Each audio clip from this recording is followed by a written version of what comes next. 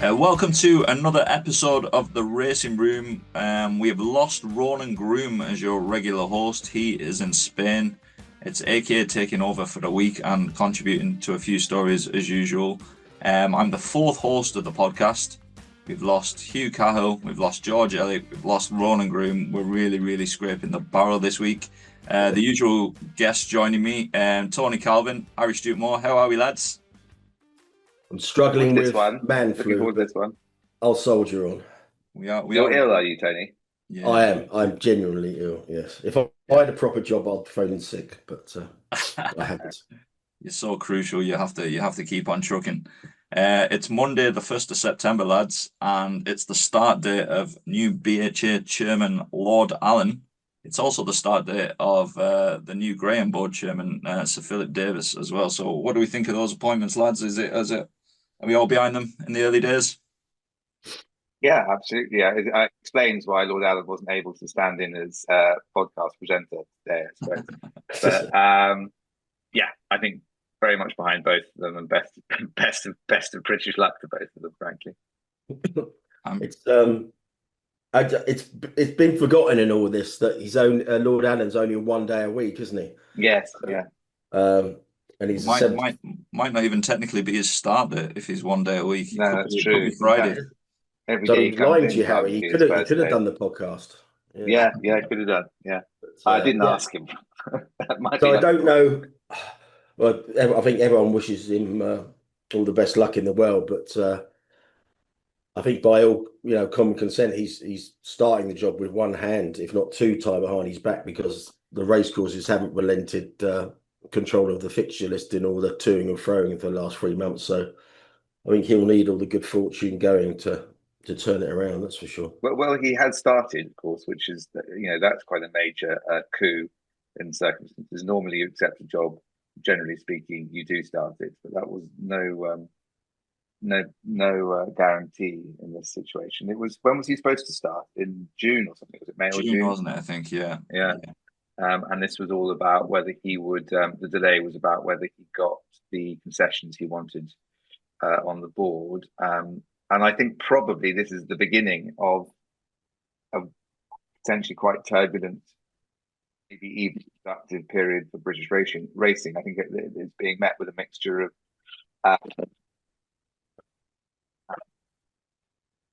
positivity, I think. So let's see.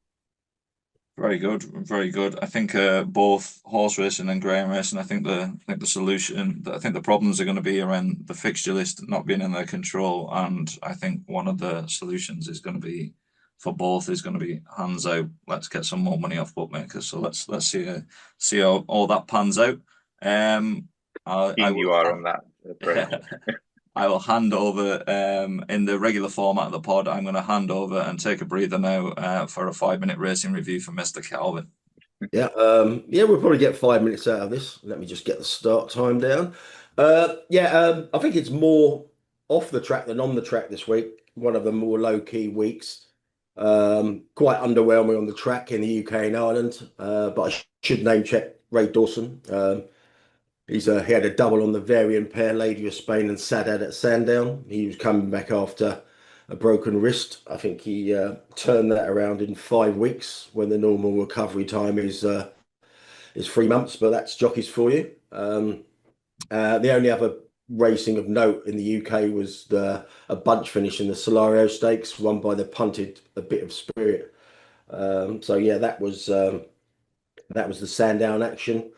The main prize money action was in the States, where James Owen, UK trainer, and Frankie Dettori teamed up to win the Grade 3 National Derby, yeehaw, at Kentucky Downs. They won it with Wimbledon Hawkeye.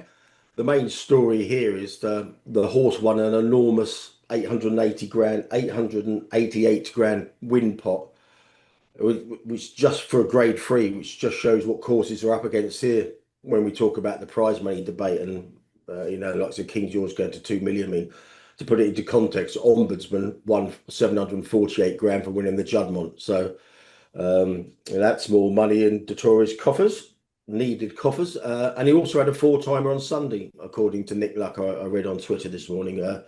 Luck's out there. I saw a picture of him in his cowboy boots, looking very fetching. The big story off the track here was Ryan Moore is out for the foreseeable future with a fractured right femur. Sounds like he's been riding with it since Irish Derby weekend on the 29th of June, which probably doesn't say a lot for the tests that they have to go through with the day of race jockeys in the UK and Ireland. But quite telling, it's not really been picked up much. But it was a very small story in the Telegraph on Saturday night by I think it was Marcus Armitage. Ryan Moore told him, "I'm not sure it's a big deal." Given in mind if he is out for 2 or 3 months, he's gonna miss a big part of his paydays, the Breeders' Cups, etc. So if Ryan can turn it around in weeks rather than months, then I'm sure he will. But as he said in that Telegraph piece, he'll let the injury dictate, when his comeback actually is. Bad news off the track for Godolphin. Their 2,000 guineas winner, Ruling Court, died of laminitis, which obviously was a big blow to them. They're a future stallion, etc. Another injury came to light when Niall Houlihan, 25, national hunt jockey, was forced to retire after one fall too many. It transpired he's been knocked out or concussed 5 or 6 times relatively recently, and after an MRI, he was told to pack it in. But it just underlines how these jockeys kind of like try to carry on at all costs. It took 3 medical opinions for him to concede defeat, so he's retired prematurely. And Jeff Lewis, 89, the latest big name jockey to pass away, rider of Mill Reef and a decent trainer in his own right. He passed away last week, aged 89. So, following on the back of Bruce Raymond and others, a lot of the old guard are passing away. So, that was the racing review from last week. Fair play, Tony. Thanks for that. I think it is quite poignant as well. The Niall Houlihan stuff is it shows you how the bravery of these guys and how they almost need protecting from themselves at certain junctures as well. So yeah, best of luck to him for the future. Moving on to the topics, guys. The first topic is a fairly meaty and sizable one. Regarding Kenny Alexander and 10 others have been charged with offences including bribery and conspiracy to defraud. It's been covered in various publications in the last week. So, leading owner Kenny Alexander is one of 11 individuals charged with offences including bribery and conspiracy to defraud, the CPS said on Thursday. The offences relate to the provision of gambling services in Turkey between 2011 and 2018, when Alexander was chief executive of GVC Holdings, which became the parent company of Ladbrokes and Coral. There's various. You can deep dive and read into this yourselves separately, but to save the guy that edits our podcast some time, I'll stop speaking and pass this one over to Harry Stewart Moore. What do you make of this, Harry? Well, I think the first thing to say is that it's a dangerous game to assume that the CPS have necessarily got things right, but it is definitely worrying stuff for the 11 people charged to have been charged. These are really serious charges. Outside of sort of violent crime, it's about as serious as it gets, and it relates to this company. The allegations relate to a company called Headlong, which was practicing in Turkey from Malta, as I understand it. And the suggestion appears to be that it did not have the appropriate licenses in Turkey to be doing what it was doing, and that the allegations seem to center around whether bribes were paid, in part because there are an awful lot of different allegations, whether bribes were paid in order to facilitate business in Turkey in the absence of a license, and also whether the money that was made, whether proper tax was then, or perhaps any tax was then paid on that. Entain have reminded us that they haven't been charged, but it's important to remember that they entered into an agreement essentially with the HMRC and the Crown Prosecution Service. I think these agreements have to be given a blessing by a judge. But basically, they agreed certain facts with the prosecutors, and ultimately handed over about 600 million, perhaps slightly over 600 million. And as long as they, sorry, I'm not sure they have handed over the whole lot yet, but they have agreed to pay that. As long as they pay that and comply with their other obligations under this agreement, then there will be no charges for Entain. But it does look like some of the fact, the implicit suggestion is that Entain thinks that there was something really quite meaty to worry about there, GVC as they now are. And of course, that doesn't mean that any of these individuals are necessarily guilty of any of the offences they've been charged with. But this is also, you have to add to this the fact that Entain is facing a shareholder action for allegedly failing to disclose these charges or the problems associated with them, worth 150 million quid, a class action being brought by shareholders. So it's a bit of a mess, really, and I think that you can't really underestimate, with the huge caveat that the CPS get things wrong, and people are, particularly with things like this, where we're in conspiracy territory. Conspiracies are more serious than the underlying offence themselves, generally speaking, because they're considered pervasive. They sort of have tentacles that reach out and make other people criminal. And so the conspiracy charges are more serious, but they're also sometimes harder to prove because you've got to show that the various constituent parts of what a conspiracy means under the law, something that we actually have quite often in BHA proceedings, funnily enough, on betting conspiracies and stopping conspiracies. Now, he is probably, if found guilty, Kenny Alexander is looking at, at least 10 years in prison by the looks of things. And quite possibly more. A court, when sentencing, is unlikely to be terribly lenient, given that this is going on at a major publicly listed company, and ultimately undermines or was going on, if found to have happened, at a major public listed company. And if it was found to have happened, I think that they will be inclined, frankly, to throw the book at the people involved. So I should think they're, pretty upset and rather nervous about what's happened here. We don't know any more than that, and all I can really end by saying is that at the moment, innocent until proven guilty.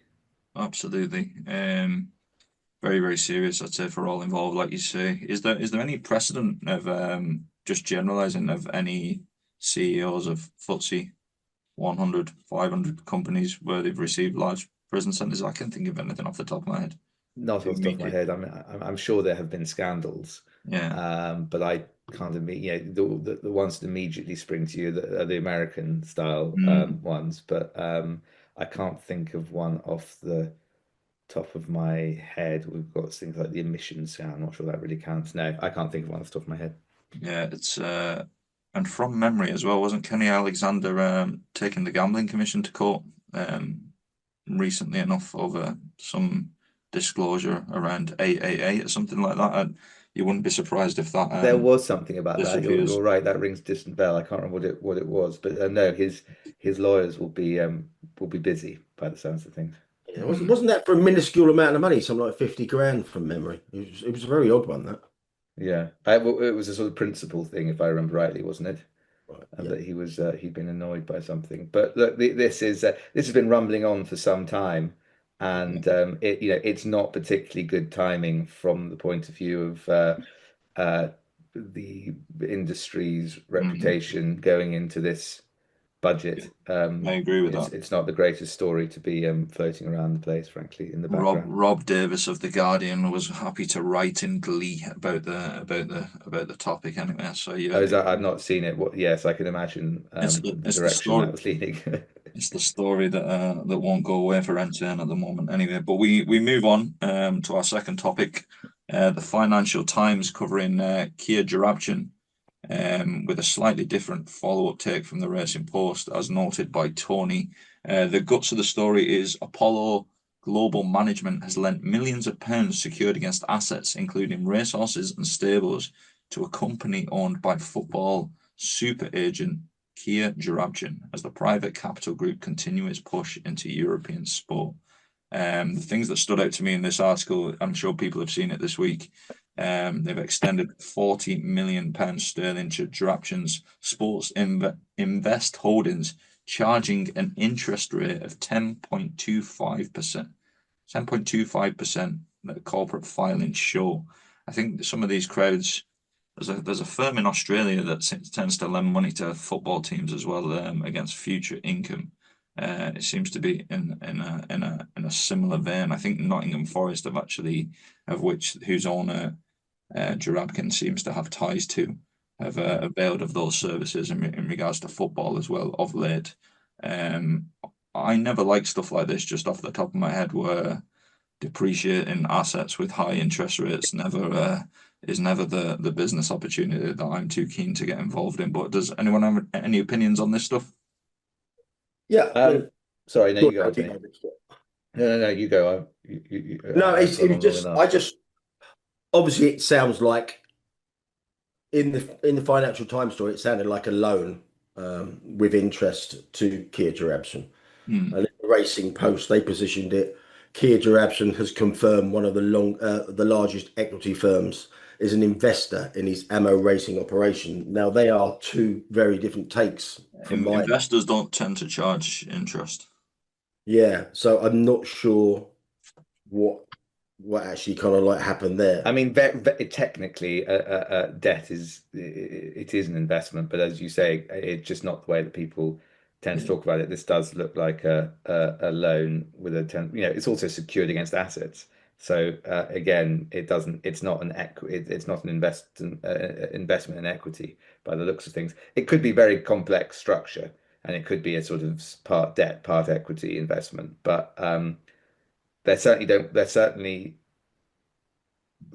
seem to be interested in a return on a guaranteed return with taking an interest rate and security. Would 10.25% be quite punchy in these circumstances, or is it just to do with the risk involved? I think, well, yeah, as you say, interest rates usually reflect risk, but without knowing what the interest rates are in the world of, I imagine, relatively rarefied world of lending for sports companies, it's hard to know whether 10.25% is high. I mean, I think what's interesting, he's obviously got a fantastic record of making money in football, and he's obviously also, he's done some pretty creative things at time, so creative that the authorities had to basically ban them thereafter because he'd thought of ways of making money. The one that particular springs to mind is Tevez and Mascherano when he basically owned them. He was, I think, about the only person who ever managed to own the third party rights of major footballers. Still They exists, both ended up at West Ham for a short period, didn't they? As a result, Yeah. I do have an overriding memory of that time of I can't even think of who the manager was at the time, but Xavi and Mascherano sat on the bench with Hayden Mullins playing centre midfield for West Ham. I do have that memory stuck in my head. Yes, both looking quite confused as to where they were. So he's obviously that, I should think that if you or certainly I went in with an idea to run this business, I don't think that Apollo Global Management would be handing over 40 million quid even at 10.25%. It must be his track record in making money and his connections with people in that world. But that said, it's going to be very interesting to see how, going back to our football analogies, there are people who would suggest that Amo's spending is more like Leeds under David O'Leary, wasn't it? In the sort of than Moneyball particularly. But perhaps we still don't know if they've got fish in the office that they're paying 20 quid a month for keep for, which was in the accounts of Leeds when they went to the wall, pretty much. Oh wow, I didn't know that. God. Yeah. Peter Ridsdale had fish in the office that were costing 20 quid a month for someone to clean them out, I think. Oh, fine. Yeah. Well, yeah, no, that's quite something. So I think a lot of people are very interested in how you're going to return 10.25% on racing assets. It's obviously going to the plan must be to try and rival, the Coolmores and Godolphins by becoming a huge bloodstock empire. It's the only thing that makes any Either that real sense, or because they're either not that or recovering. Sir Michael Stoke might have had some cash buried under the floorboards that was Yeah. unaccounted for in Yes, Freemason Lodge or something. Yeah. they might, but that's quite a risky investment strategy. So Indeed. But anyway, good luck to them, obviously. Good yeah, luck to them, indeed. there's a related Kia story last week as well. Yeah. He Friend of the paid pod. he paid 4.8 million in December for a horse called You Got to Me. He won the Irish Oaks. Mm. Subsequently finished last of seven in the Coronation Cup in June. So the horse has been taken away or sent from Rafe Beckett to Adrian Murray, who's had a lot of success for Kia recently. Recency bias there. So that just goes to underline how big a pot they are kind of like spending. 4.8 million. I know it's got residual value as a mare, as a classic winning mare, but 4.8 million would seem very, very punchy. I actually look into the history of that horse, and it's quite interesting. The horse was bought by Kia's current right hand man, Alex Elliott, for 200 grand in 2022. Mm. Obviously, that was a good purchase by Elliott because the horse went on to win the classic. But it just goes to show, even with the classic involved, 200 grand in 2022, they're paying 4.8 million, yeah, in December 2024.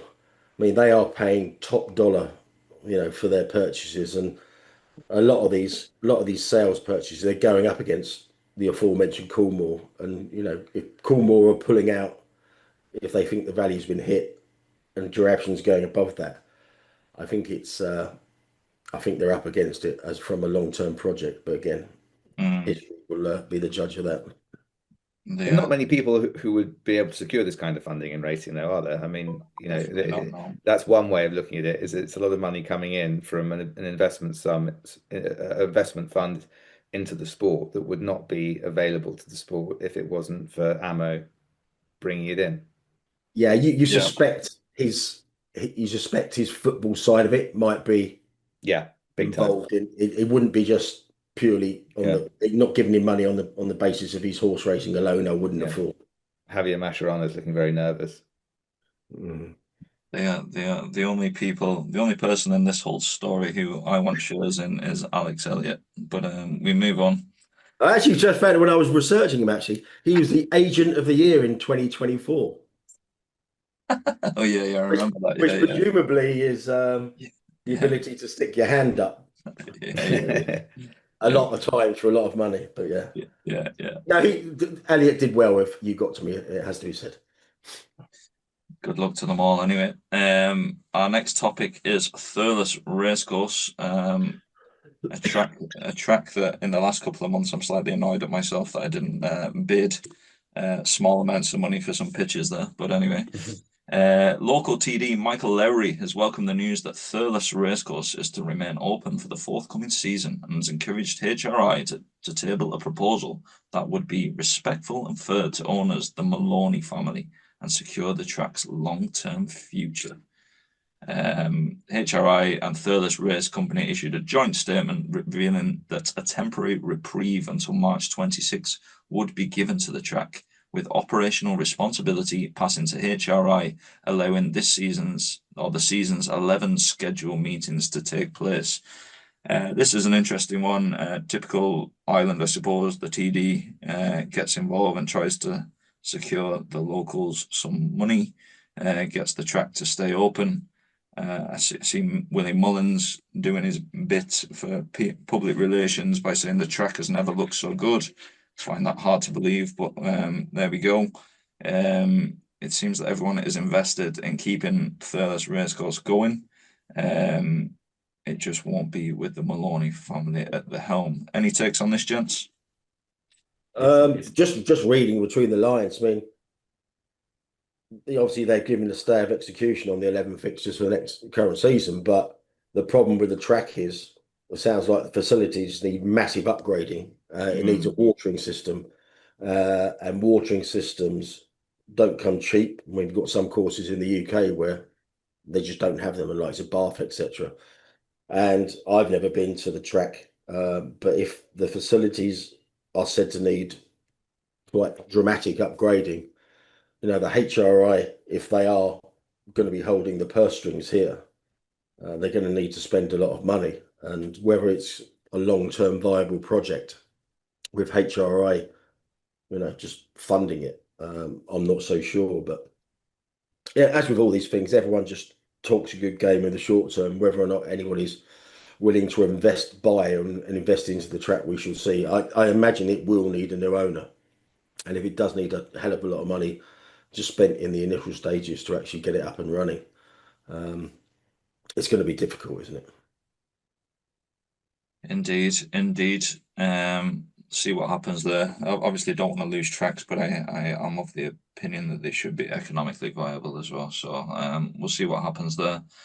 I got some abuse last week on the pod for calling British racing a feeder league. So the next one is a good one. The talent drain continues is the heading in our internal running order. The Kublers are off to Bahrain.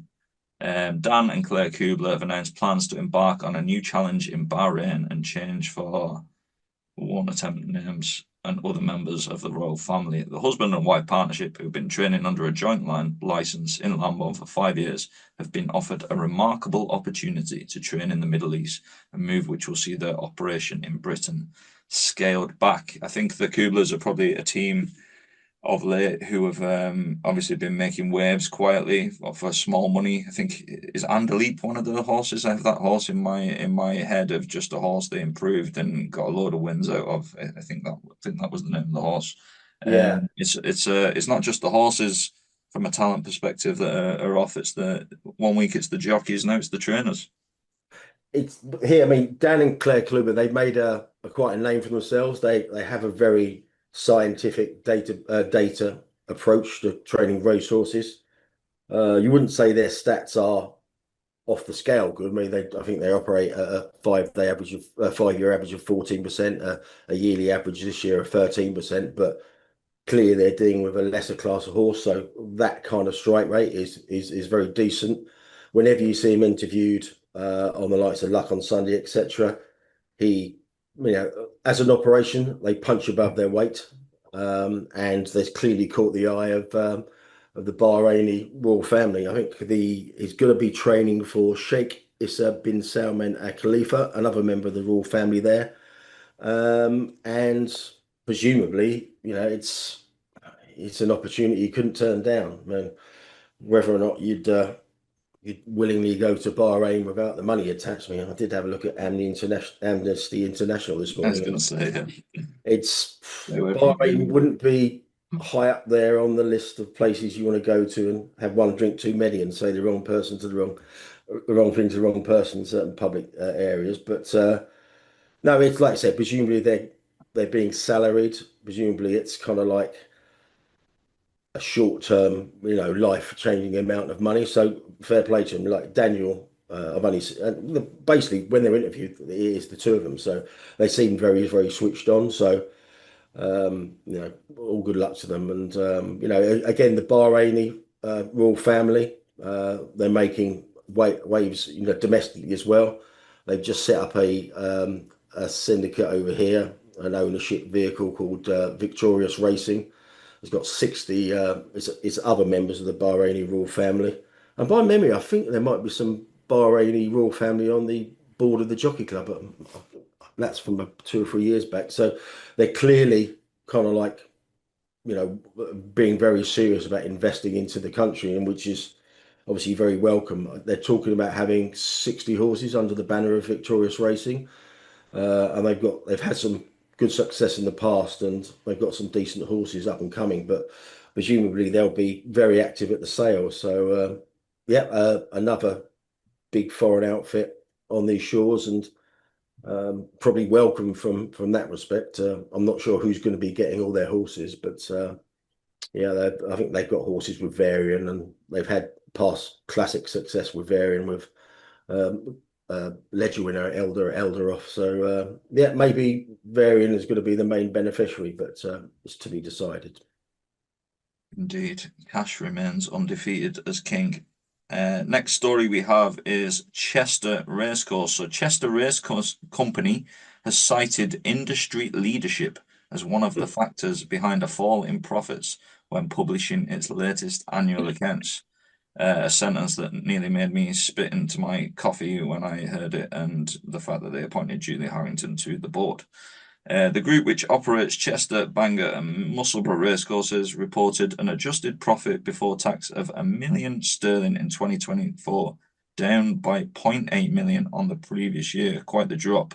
In the chair's statement to the annual report, Ian O'Doherty spelled out reasons for a decline in attendance and hospitality sales, with one factor listed as industry leadership, of which he explained the slow progress on the industry strategy, and in particular the lack of a national marketing campaign. Man hasn't seen the teacups. Has been detrimental. Any opinions here, gents? I'm just disappointed not to have seen the phrase economic headwinds. But yeah, I think actually I did note who. Oh, David Carr wrote that piece for the Racing Post. Lovely bloke. Saw him at York. He did very well not to mention Julie Harrington in that piece, as you pointed out there. One thing that did amuse me. They can't make Chester Bet pay with the 10% captive Jesus audience. Christ. I mean, Stevie What was Wonder the phrase could they use. used for it? Visitor friendly results or something? Guest friendly results. Yeah. Oh, God. I mean, if you can't make it pay, putting up whatever prices you want with a 10% 10% minus SP minus 10%. I don't know how friendly those results must have been. Unbelievably friendly. How couldn't you make that pay? What are you paying for the tech? You must be paying a fortune for the tech or something. It's impossible not to make that pay. Well, presumably there's no overhead cost because it's owned by the course, so you're not paying any pitch fees, are you? I'd say they don't own the tech though. I'd say that's outsourced. Yeah, it's absolutely bizarre. If you can't make that pay, I think one of my overriding opinions. So I know I've been presenting generally here now, but one of my overriding opinions is if you're commenting on how it's struggling and there's a downturn, I think there's going to be a shock to the system. I think the next couple of years are going to be a decent downturn, and yeah, it's I'm just flummoxed by the fact they can't make Chester Bet pay. It's the commercial. another thing that really surprised me. Chester have probably got the biggest entrance fees in the country, regularly 50 quid. And it's normally packed because obviously I don't know if you've ever been there, but it's in the centre of the town. So Yeah, they're never short of a crowd. I know you can stand around the walls for free, etc. But their outgoings must be, without having looked at the accounts, if they're making £1 million in a year, they're charging 50 quid a ticket and it's packed all the time. I used to go to Chester a lot when I was at uni. The main meeting was a brilliant meeting just to slack off at midweek. Getting the train there, it's bang on the train line, right in the centre of town. You're basically pretty much, you get people from Manchester and Liverpool there. It's even if you wanted to go from Holyhead, the train from Holyhead is up to Chester straight away, just direct into Chester. Like it really does benefit from all the different travel routes. It's actually a cracking little track, in fairness. I love the tracks where you just stood right next to the horses running past you, basically. It's like the Dale at Southampton. Like you're like right, everything, the action's right on top of you. And if you're charging 50 quid a ticket and you're making £1 million after double figure meetings every year, they must have some outgoings. I'm presuming that might be bans on after racing and stuff like that. But even so, it did strike me that they're on a pretty good gig there, and I don't know how they're not making it pay as much as they are. Come and speak to me about the betting product. I'll have a chat with you. Our next topic, gents, the latest whip bans. Wayne Lorden, the biggest example, and an even bigger example now with him, now that Moore is injured, but he is appealing. Tony, I'll tee you up for that one. Just Wayne Lorden is going to miss Doncaster's Ledger meeting and the Irish Champions Festival, it seems.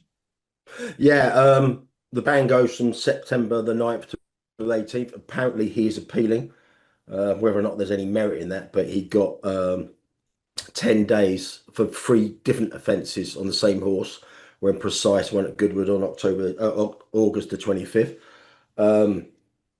Obviously, it's with Moore out, that they're really gonna need him here because there's talk about them getting Christophe Soumillon on a short-term basis by Moore's out. But even so, they'll want him. But whether or not he was going to get away with that, I'm not so sure.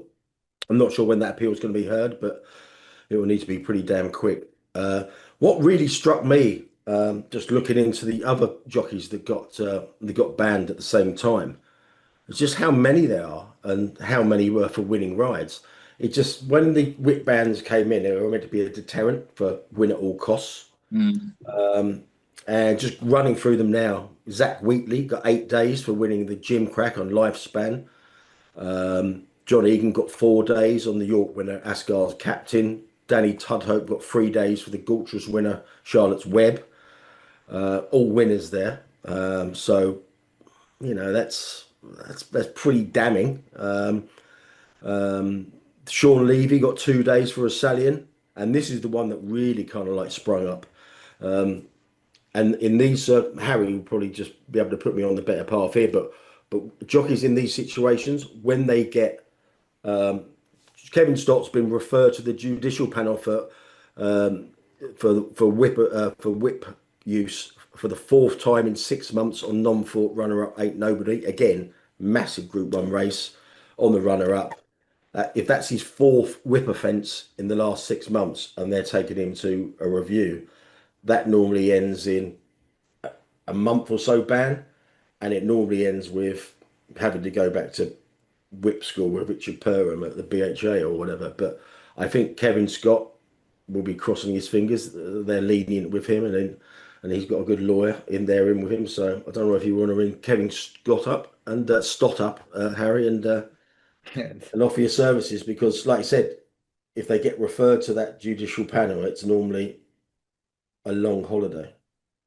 Yeah, it is. I'm not sure that these whip rules are working, really, are they? When you look at Definitely it don't, I like think. that, and when you add the fact that this is all, it's starting to look quite silly. All the perception stuff. It does seem increasingly where we are now to look a little bit like we were rearranging deck chairs on the Titanic, worrying about those perception issues, given the kind of dire straits that the finances and the sport generally seems to be in.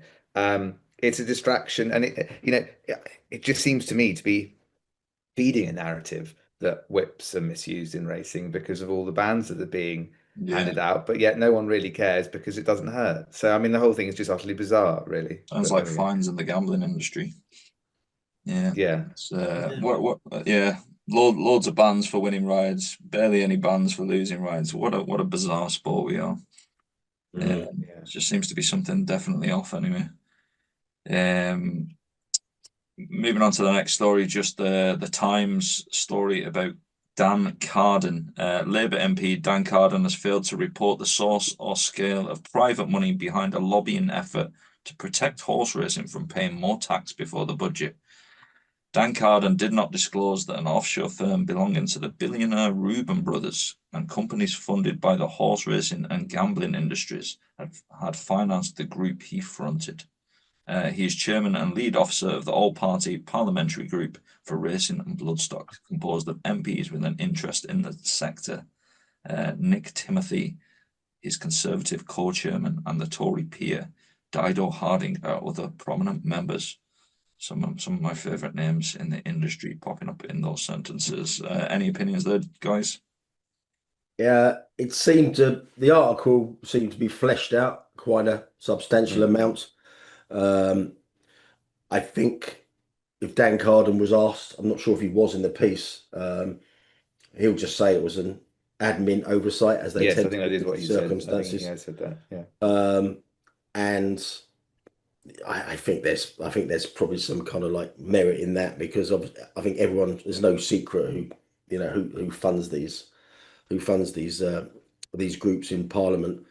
But it's just an embarrassment, isn't it? That again, racing could do without that kind of story being broken in the Sunday Times a day before Lord Allen is just about to start. So it's not ideal again, but I suspect there's not a lot of depth to the story other than mild embarrassment on the behalf of Dan Carden. It is amazing, though, isn't it? I mean, going outside of our little world, that something called an all-party parliamentary group which sounds like it's sort of, MPs getting together off their own back, can actually be funded by third parties perfectly legitimately. And yes, okay, it's published, but how often are people checking that when they are hearing about what all party parliamentary groups are doing? I think the way lobbying works here is just absolutely astonishing. But that said, I don't think they've done anything that probably everyone isn't doing in Parliament here. So I don't think we need to get too heavy on them. No, it's just that he when he put any kind of like things we should know, he apparently put none when he obviously should have declared Yeah. an interest from all the parties that the journalist stated. A good story, a good headline, but again, it was heavily padded. But yeah, it's like I said, it's a mild embarrassment for all concerned. Yeah. Very good.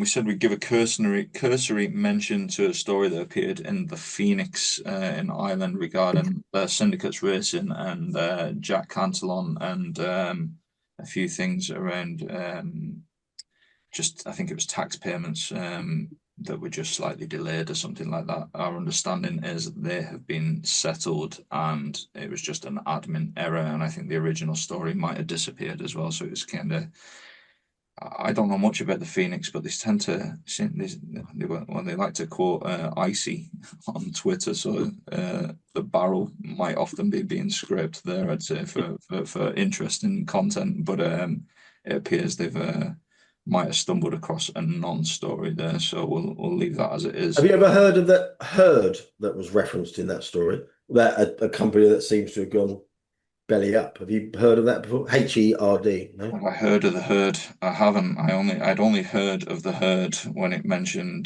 trying to change the way grubby bets were taken or something was the quote that was used regarding that company. So peer-to-peer betting. Best of luck.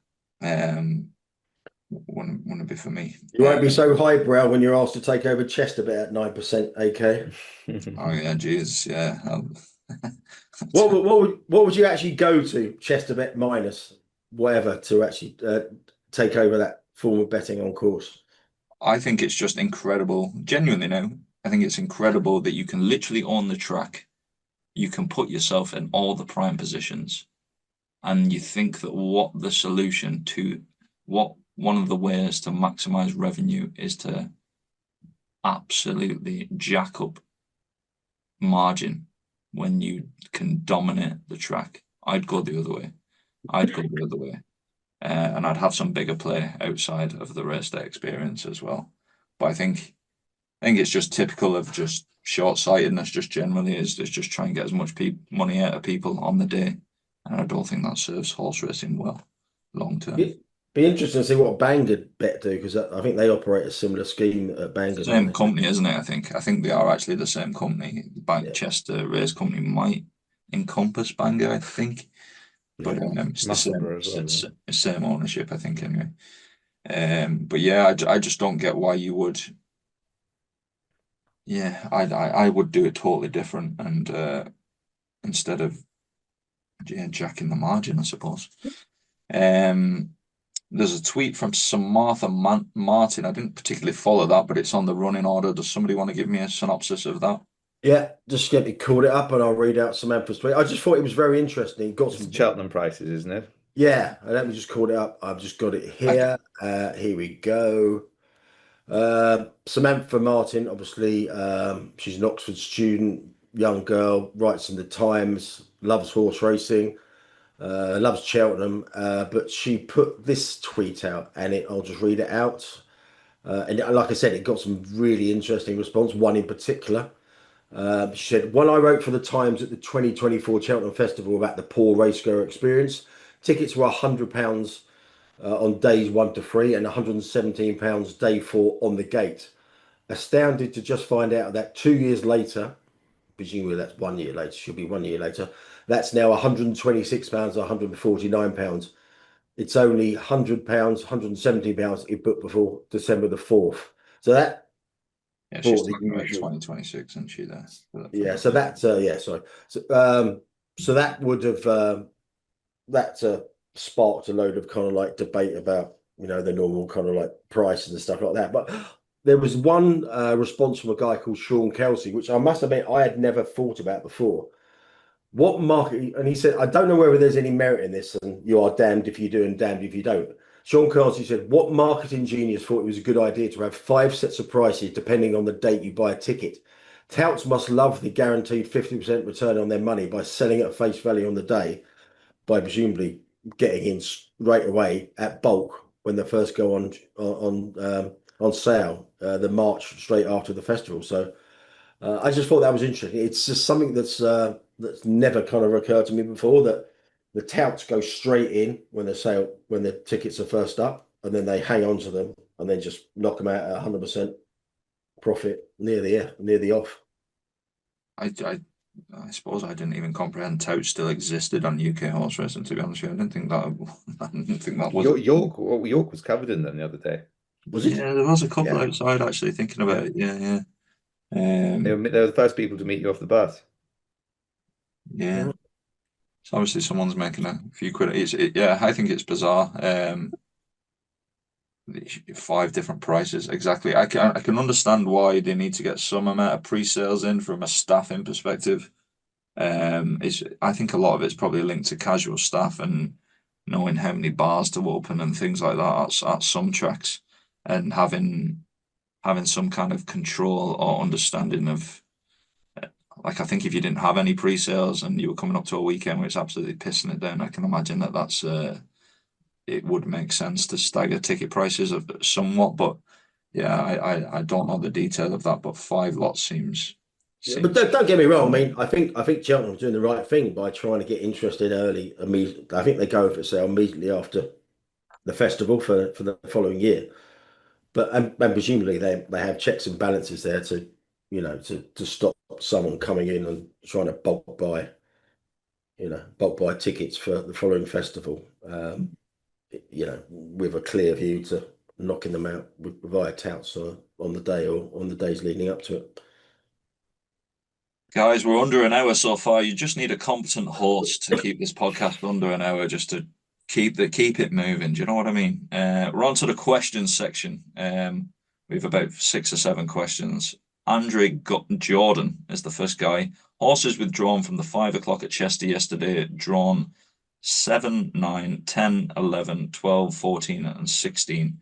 When is something going to be done about trainers abusing the system? It isn't. It's been going on for years. I made a joke about it in my column on Saturday morning. It is just becoming a bit of a farce. But as long as trainers are allowed to self-cert, and they don't really go mad on the self-certs over the period of a season, they're going to get away with it. I mean, I know for a fact they're like the reasons given on some of them were abscess, overnight abscess, etc. And you can't call people liars, can you? And for balance, there were some You horses. can. Harry just makes you edit it out. Oh, right, yeah. No, but yeah, there were some horses drawn one. They got pulled out as well for going reasons as well. But yeah, it's just if nothing's been done about it by now, then it's not going to be done. Yes. Chester bet 10% minus SB. Any more non-runners in that race, you just get your money back when you bet a winner. I'd say. But moving on. David, when a bookmaker restricts a customer based on internal algorithms and refuses to offer any appeal or explanation, how is that compatible with the principles of fairness, transparency, or consumer protection? And what legal framework, if any, exists to challenge such treatment? Okay, so bookmakers are not obliged to take bets. You can't. I once had someone try to get me to instruct me in relation to not being admitted to a membership of a David Lloyd tennis center, and at a certain point, you can't force people to do business with you, including David Lloyd tennis, unless obviously there are issues which we don't need to go into on this podcast relating to. Go on. What was the reason they gave him? No, it was a bad-tempered tennis. Oh, right. Absolutely extraordinary. Anyway, so if there is money in an account in the circumstances, then that is being treated as an increasingly serious matter, and there are steps that you can take to deal with that. I'm certainly hearing about less of that, by the way, of sums held in account uh, in circumstances where there's been a kind of a Mexican standoff, but it does definitely still happen. But there is no redress for saying these people won't take my bets because they don't have to. That's it. In the same way as your local supermarket can say they don't want you to come in, they're entitled to do that, and that's the end of it, really. There we go. I'm sure we'll get a similar question in a couple of weeks. Seems to be a recurring theme. Colin Smith would like to hear Harry's summary of is it Sid Horsey? I don't Sid know. Hosey, yeah. Yeah, case please. I started to read the findings of the appeal board, but will readily admit to finding them rather challenging to A, understand, and B, finish. This will knock us over the 2 hour mark. I think this Yeah, sorry, I'll be as quick. You ruined it here, Colin. We're flying. I'll do it as quickly as possible. So Sid Hosey was originally being investigated. He had his license suspended on an interim basis, and he was originally being investigated principally for the death of a horse called Iron Mike in a race, somewhere in the West Country. I can't remember where. So that was the investigation. He was subsequently also added to it, misleading BHA officials and improper bookkeeping of medical records. What ultimately happened was the BHA completely dropped the welfare side of it. So I think that's very important to highlight, is that there are no welfare findings against Sid in respect to this. And it looks like the year he's had off was in respect of misleading BHA officials. Even that seems to have been quite controversial, looking at it as to whether he was properly interviewed at the first interview and this sort of thing. And then improper medical records, which is usually just a slap on the wrist and a fine. What is interesting about this is that the BHA have a system, a relatively new system, which most people would call a plea deal, where you and the BHA agree certain central facts relating to the charges. You agree that which charges you're in breach of, and you put it in front of the disciplinary panel. And the idea when it was conceived was that the disciplinary panel largely just give it the green tick.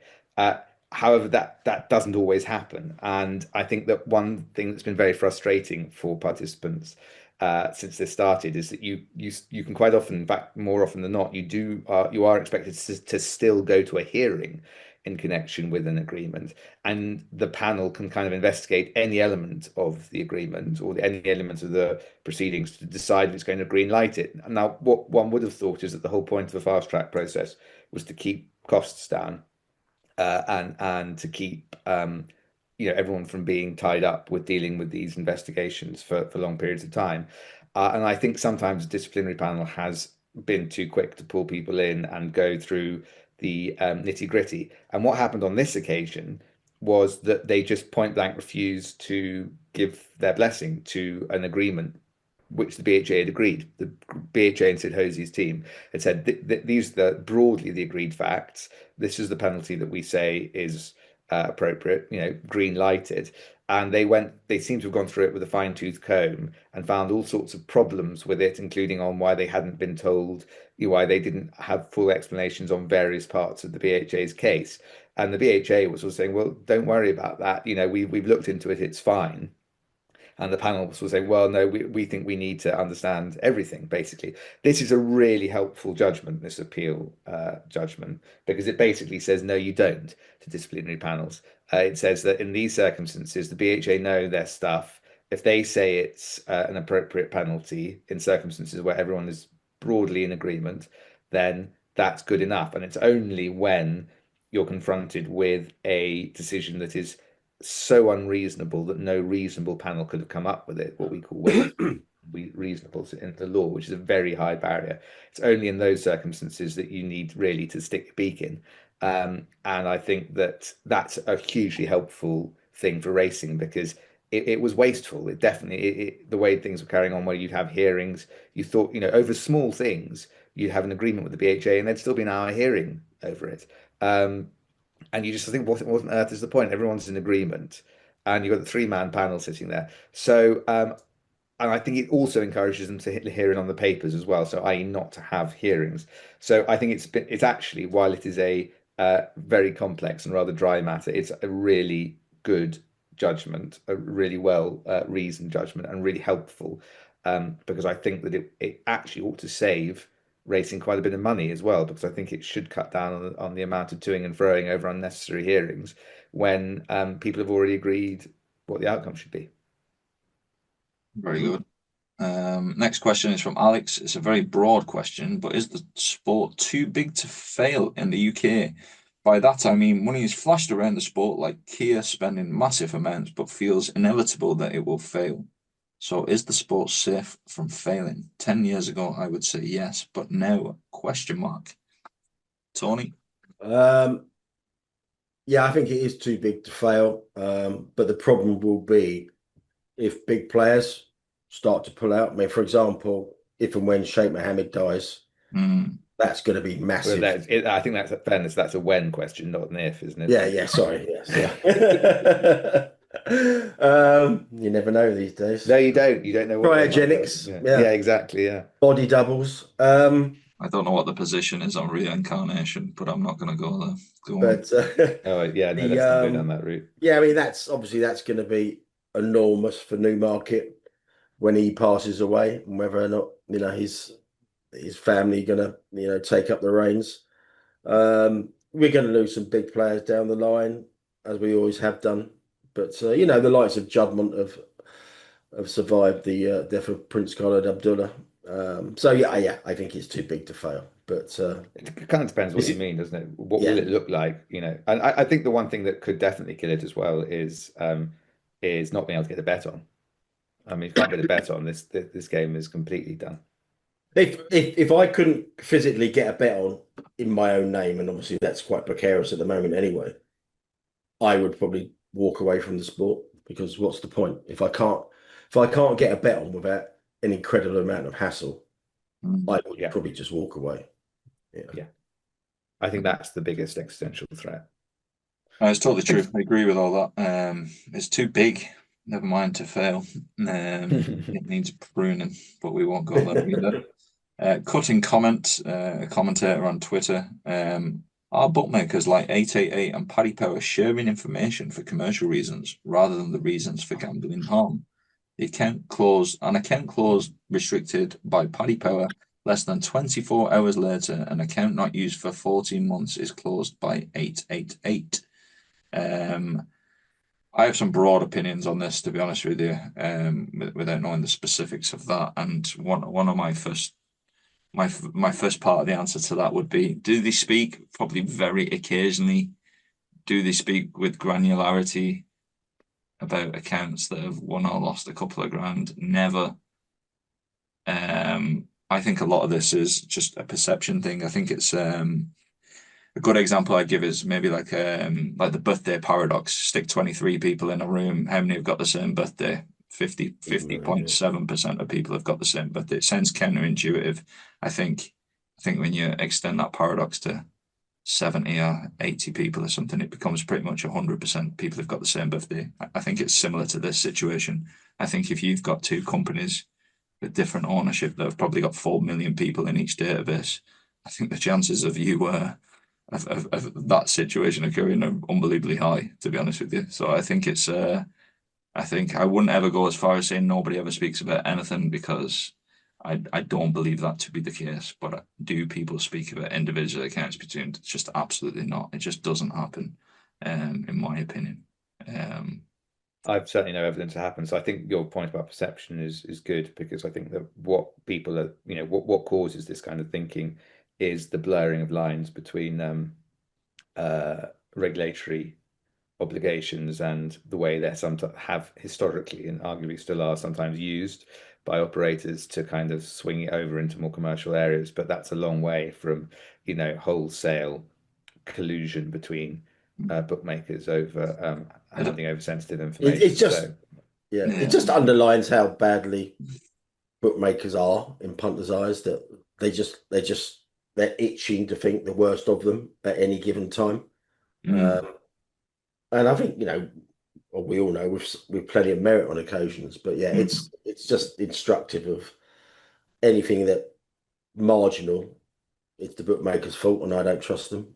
And it's like I said, it's understandable to a degree. Yeah, we'll leave that one there. VW Horse and Cricket. With the bloated fixture list, what are your thoughts on a bigger Sunday card with better prize money and restricting the amount of Monday and Tuesday meetings? They're mostly low quality cards and easier for people to attend on Sundays. Yeah, we've given our opinions on this a few times, haven't we? Yeah, it's kind of like we just haven't got one thing that did kind of like surprise me yesterday. Brighton had a meeting, and it seems to be quite well attended. This is from some videos you watch, and there was also Brighton were playing Man City at home, so that probably wasn't ideally kind of like positioned the fixture list. But as we've said ad infinitum, racecourses. It's all right him saying I want more Monday and Tuesday. If the racecourses don't want to do it, they're not going to do it. Yeah. And I do think there are occasions where we've had an absurd amount. When we had that protected window, an absurd amount of racing on a Saturday to the extent that you basically couldn't keep up. And then nothing on the Sunday. That does seem kind of crazy. But beyond that, I think the politics of fixtures is one I'm just very pleased not to be involved in, frankly. Yeah, I agree. The politics of fixtures, too many fixtures at certain times and not enough at others. And I'm going to put you down VWV Horse and Cricket into the less poor racing camp with myself. You come knocking on doors with me for that one. Final question is from Michael Cannon. I think it's one question. The BHA, not really their fault, more the racecourses, but how is it possible to live in central UK and not be able to drive to a racetrack on a summer Saturday with 6 fixtures within a 2-hour drive?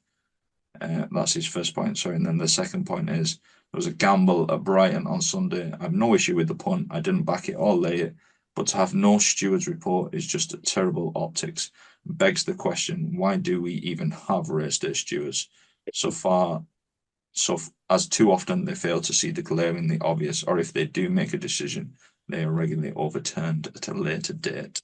There's obviously the first part of it we've dealt with. Racecourses, can do what they want when they want. I'm not sure he should be living in Leicester either, should he? I've only been there once though, for a rugby match. Move house, Michael. Yes, move every Friday night, so you're always near a racetrack. Move up to Chester, give them a hand. Yeah. And the gamble he's referring to would be Arvana Bell at Brighton yesterday. A horse having its handicap debut off a mark of 45, and it won at 11-8, having shown very, very little in its 3 starts. Hence why it was given a mark of 45. I think there's 2 points here. I did go back to him on X and say, well, actually, there was a steward's report about it. They got the standard response, handicap company, different grade, lowly handicap mark, etc. But the point I think that's quite important to make here, people make the mistake of, and we've said it before, Anthony, people make the mistake, it was 16-1 the night before, gets backed into 11-8. The 16-1 and even the kind of like, all the prices down to 8, 6s and 5, it's totally irrelevant. The only relevant move would be the on-course move, and that was 15-8 to 11-8. So I think people get hung up on these mythical kind of like prices the night before. So if you were saying it's 15-8 on the opening show and went off 11-8, there's not a story there, is there? And it's only when people add in these, like I said, these mythicals, double figure prices the night before. 365 might have gone 16s and the next price might have been 7s. I mean, we see that all the time. So that would be my main overriding point there. Was it a massive gamble, or was it just a decent punt in the final 5 or 10 minutes? Indeed, if I was looking at punts from the last week, I'd be looking at the 342 Beverley on Saturday myself. But That's either by the by. We won't go into that Oh, one. is that the 2-runner race you flagged? That was the 2-runner race. So the betting patterns in the last couple of minutes were very interesting to me, anyway. Well, one guy said there was a 2-runner race, and from memory, what you put in through the Betfair SP is 1.64 and 2.91 in a 2-runner race, with the 2.91 shot drifting in the final seconds from 2.3 to 2.9. Yeah, I think that's probably more illustrative of the fact that there was pennies in the. It's pennies, but you'd get cross matches that correct that usually. It's highly unusual. It's highly unusual, shall we say. There might be nothing to tell, but it's a race that was definitely on my radar from last week. But we'll see if anything happens there or if there's anything looked at.